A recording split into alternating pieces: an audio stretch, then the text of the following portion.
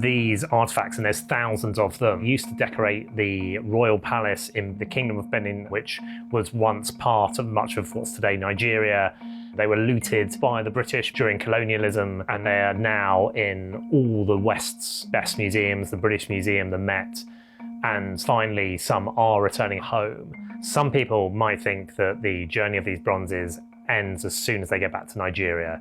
But actually, what the Benin Bronzes have shown is this is just a lot more complicated than anyone expected.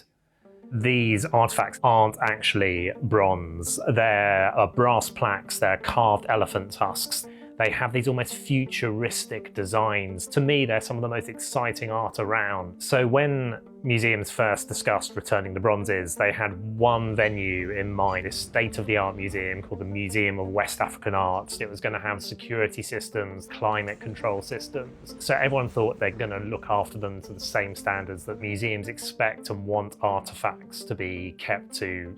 And so that's why there was so much excitement.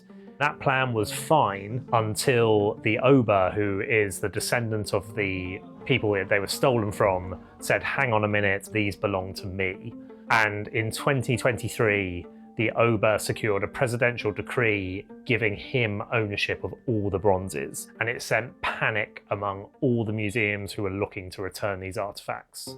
The Oba is someone without any official political power, but is still the cultural and religious figurehead in the region. I was given a meeting with him, and he was incredibly forthright about how he felt Western countries had not sort of respected him in returning the bronzes. And he has said anyone who works with the Museum of West African Art will be an enemy. So he's currently working with Nigeria's museum agency, and the majority of the returned bronzes, when they're not on display in the National Museum in Benin City, they're going to be kept in a storage facility. It was sweltering inside, although one of the guards did tell us they had ordered some air conditioning units to make it more room temperate. Some in Western museums might think these aren't as high standards as we would want.